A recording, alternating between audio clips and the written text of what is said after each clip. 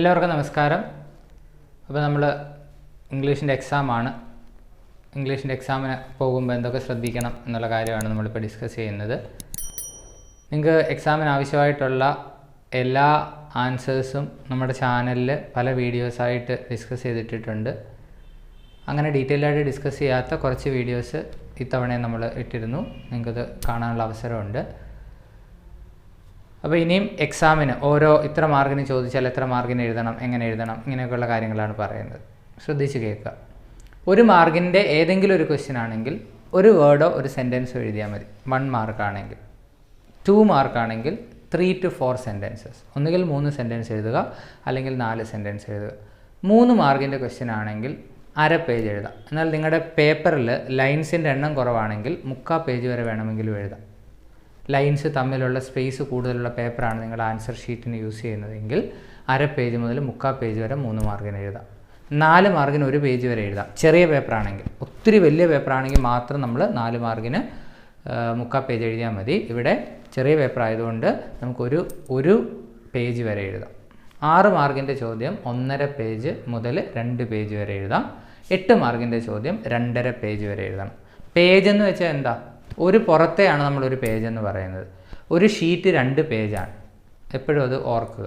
അപ്പോൾ 8 മാർക്കിന് ചോദിച്ചാൽ നമുക്ക് 2.5 പേജ് അല്ലെങ്കിൽ 3 പേജ് വരെ എഴുതാം. പക്ഷേ ആ ക്വസ്റ്റ്യനെ ഡിപ്പെൻഡ് ചെയ്തിരിക്കും. ഇപ്പോൾ ആൻഡ് ദെൻ ഗാന്ധി കെയിമിൻ്റെ ക്വസ്റ്റ്യൻ ആണെങ്കിൽ 1.5 പേജ് മുതൽ 2 പേജ് വരെ ആൻസർ എത്ര വലിച്ചു നീട്ടിയാലും വരുള്ളൂ. അപ്പോൾ ക്വസ്റ്റ്യൻ അനുസരിച്ച് ക്വസ്റ്റ്യൻ നല്ല സ്റ്റാൻഡേർഡ് ക്വസ്റ്റ്യൻ ആണെങ്കിൽ മാർക്ക് എത്ര കണ്ടൻറ് ഉണ്ട് എന്നതിലല്ല കാര്യം, എഴുതുന്ന കണ്ടൻറ്റിൻ്റെ ക്വാളിറ്റിയിലാണ് കാര്യം. അപ്പോൾ അത് പ്രത്യേകം ശ്രദ്ധിക്കുക. എക്സാമിന് പോകുന്നതിന് മുമ്പായിട്ട് നമ്മൾ ഫസ്റ്റ് യൂണിറ്റിൽ നിന്ന് ഹിസ് ഫസ്റ്റ് ഫ്ലൈറ്റിൻ്റെയും ഐ വിൽ ഫ്ലൈയുടെയും സമ്മറി പഠിച്ചുകൊണ്ട് പോകണം. സ്റ്റീഫൻ ഹോക്കിങ്ങിൻ്റെ ടൈം ലൈനും സ്റ്റീഫൻ ഹോക്കിങ്ങിൻ്റെ ക്യാരക്ടർ സ്കെച്ചും ജെയിൻ വൈൽഡിൻ്റെ ക്യാരക്ടർ സ്കെച്ചും പഠിച്ചിട്ട് പോകണം. ഇഫ് എന്നുള്ള പോയം അപ്രീസിയേഷൻ ചോദിക്കാൻ വളരെ സാധ്യതയുള്ളൊരു പോയമാണ്. ഒപ്പം അതിൽ നിന്ന് ഏതെങ്കിലും ഒരു ലൈൻസ് തന്നിട്ട് അതിൻ്റെ ഫിഗർ ഓഫ് സ്പീച്ച് കണ്ടുപിടിക്കാനോ മീനിങ് എഴുതാനോ ഒക്കെ ചോദിക്കാം.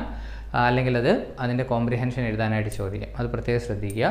പിന്നെ ഇൻഡയറക്റ്റ് ആയിട്ടുള്ളത് റോൾ ഓഫ് പേരൻസ് എന്നുള്ള ഷോർട്ട് എസ്സേ, വാല്യൂസിൻ്റെ importance, need of courage, confidence and an active support from family, അങ്ങനെയുള്ള ക്വസ്റ്റ്യൻസ്.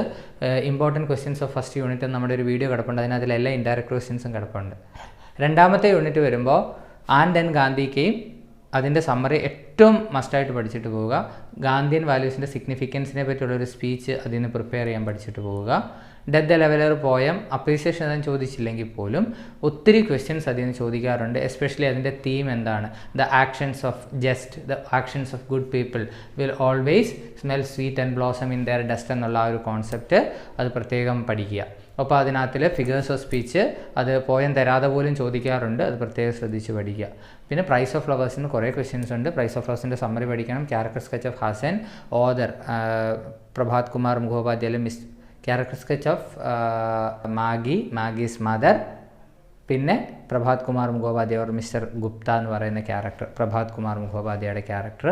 അത് കൂടാതെ അതിന് ചോദിക്കാവുന്ന significance of the title, significance of the crystal ring, അതേപോലെ ഫെയ്ത്ത് എന്നുള്ള ഒരു ക്വസ്റ്റ്യൻ, അപ്പോൾ സിഗ്നിഫിക്കൻസ് ഓഫ് ഹോപ്പ് എന്നുള്ള ക്വസ്റ്റ്യൻസ്. ഇങ്ങനെയുള്ള ക്വസ്റ്റ്യൻസാണ് അതിന് ചോദിക്കുക. അതിൻ്റെ ഒരു സമ്മറി നമ്മുടെ ചാനലിൽ കിടപ്പുണ്ട്. ആ സമ്മറിയിൽ തന്നെ എല്ലാ ആൻസേഴ്സൂടെ ചേർത്തിട്ടുള്ളൊരു സമ്മറിയാണ്. അപ്പോൾ അത് നമുക്ക് പ്രത്യേകം ശ്രദ്ധിച്ച് പഠിക്കാം. മൂന്നാമത്തെ യൂണിറ്റ് ട്രിപ്പ് ഓഫ് ലഹോള വളരെ ഇമ്പോർട്ടൻ്റ് ആണ്. ഇപ്പോൾ ചെയ്തൊരു വീഡിയോ നമ്മൾ കഴിഞ്ഞ ദിവസം ഇട്ടിട്ടുണ്ട്. ട്രിപ്പ് ഓഫ് ലഹോള അതിൽ നിന്ന് എങ്ങനെ ചോദിച്ചാലും എഴുതാനായിട്ട് ധാരാളമായിരിക്കും. സൺറൈസ് ഓൺ ദ ഹിൽസ് പോയ അപ്രീസിയേഷൻ ചോദിക്കാൻ സാധ്യതയുള്ളതാണ്. അത് നമ്മൾ ഇത്തവണ വീഡിയോ ചെയ്തിട്ടിട്ടുണ്ട്. പിന്നെ sacred turtles of Kadavu very important. ഒരു ക്വസ്റ്റ്യനേ ഉള്ളൂ, അത് ഉറപ്പായിട്ടും ചോദിക്കാം. അത് നമ്മുടെ വീഡിയോ കിടപ്പുണ്ട്, അത് നിങ്ങൾക്ക് കാണാനായിട്ട് സാധിക്കും. 4th യൂണിറ്റ് ഏറ്റവും ഇമ്പോർട്ടൻ്റ് ആയിട്ടുള്ള യൂണിറ്റുകളിൽ ഒരെണ്ണമാണ് disaster and disaster management. Text നോക്കി വളരെ ശ്രദ്ധിച്ച് പഠിച്ചിട്ട് പോവുക. അതിൽ നിന്നൊരു ക്വസ്റ്റ്യൻ നിർബന്ധമായിട്ടും ചോദിക്കുന്നതാണ്.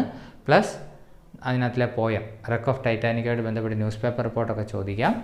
പിന്നെ ദ സെറാങ് ഓഫ് റാണാഗഞ്ചിൽ ഹസൻ്റെ, ജോബ് സ്മിത്തിൻ്റെ ക്യാരക്ടർ സ്കെച്ച്, വേണേൽ എജെ ക്രോണിൻ്റെ ക്യാരക്ടർ സ്കെച്ച് വരെ ചോദിക്കാം. അതിൻ്റെ സമ്മറി ചോദിക്കാം. പിന്നെ അതുമായിട്ട് ബന്ധപ്പെട്ട് ലെറ്ററുകളോ സ്പീച്ചുകളോ ഒക്കെ ചോദിക്കാം. 5ാമത്തെ 6ാമത്തെ യൂണിറ്റുകളിൽ നിന്നായിട്ട് നിക്കോള ഐവനിച്ചിൻ്റെയും ഐവൻ ഐവനിച്ചിൻ്റെയും അലിയോക്കിൻ്റെയും ഒക്കെ ക്യാരക്ടർ സ്കെച്ചസ് നോക്കണം. ആ ഗൂസ്ബെറീസ് എന്നുള്ള ചാപ്റ്ററിൻ്റെ സമ്മറി നോക്കണം. പിന്നെ walking for walking sake stops the brain എന്നുള്ള ആ ഒരു കോൺസെപ്റ്റ് നോക്കണം. എക്സസൈസിൻ്റെ ഇമ്പോർട്ടൻസിനെ പറ്റി ഒരു ഷോർട്ട് ആൻസർ എഴുതാനായിട്ട് നോക്കണം. ടു സ്ലീപ്പ് എന്നുള്ള പോയം ഫിഗേഴ്സ് ഓഫ് സ്പീച്ച് സഹിതം വളരെ ഇമ്പോർട്ടൻ്റ് ആയിട്ട് പഠിച്ചിട്ട് പോകേണ്ട ഒരു പോയമാണ് ടു സ്ലീപ്പ് എന്നുള്ള പോയം. ദെൻ സൈബർ സ്പേസ് എന്നുള്ളതായിട്ട് ബന്ധപ്പെട്ട് സോഷ്യൽ മീഡിയയെ പറ്റിയൊക്കെ എഴുതാൻ അറിഞ്ഞിരിക്കണം. ഈ സൊസൈറ്റി ഡെഡുമായിട്ട് കണക്ട് ചെയ്ത് ടെക്നോളജിയെ പറ്റിയുള്ള ഒരു ഷോർട്ട് എസ്സേ എഴുതാൻ അറിഞ്ഞിരിക്കണം. പിന്നെ ഗ്രേറ്റ എന്ന് പറയുന്നത് കോൺസെപ്റ്റൽ ഫ്രൂട്ടിലെ ഗ്രേറ്റയുടെ ക്യാരക്ടർ സ്കെച്ച് എഴുതാനായിട്ട് നമ്മൾ അറിഞ്ഞിരിക്കണം. ഇത്രയൊക്കെയാണ് ക്വസ്റ്റ്യൻ ആൻസേഴ്സ് ബേസ് ചെയ്ത് നമ്മൾ പഠിക്കേണ്ടത്. പോയംസ് എല്ലാം ഡീറ്റെയിൽഡ് ആയിട്ട് പഠിക്കുക. ഒരു പോയം അനാലിസിസ് ചോദിച്ചാൽ എങ്ങനെ എഴുതണം എന്നുള്ളൊരു video to sleep and poem analysis എന്ന് പറഞ്ഞ് നമ്മൾ ചെയ്ത വീഡിയോ കിടപ്പുണ്ട്. നിങ്ങൾക്ക് അത് നോക്കി പഠിക്കാവുന്നതാണ്. പ്ലസ് നമ്മുടെ grammar topics concord, cohesive devices, reported speech, editing, conditionals, ഇങ്ങനെയുള്ള ഗ്രാമർ ടോപ്പിക്ക് 9 മാർക്ക് മുതൽ 16 മാർക്ക് വരെ ചിലപ്പോൾ കമ്പൾസറി ആയിട്ട് ചോദിക്കാം. അത് പ്രത്യേകം ശ്രദ്ധിച്ച് പഠിക്കുക. ആക്ടിവിറ്റീസ് പഠിക്കുമ്പോൾ പ്രത്യേകിച്ച് റെസ്യൂമെ സി വി ലെറ്ററൂടെ പഠിക്കുക.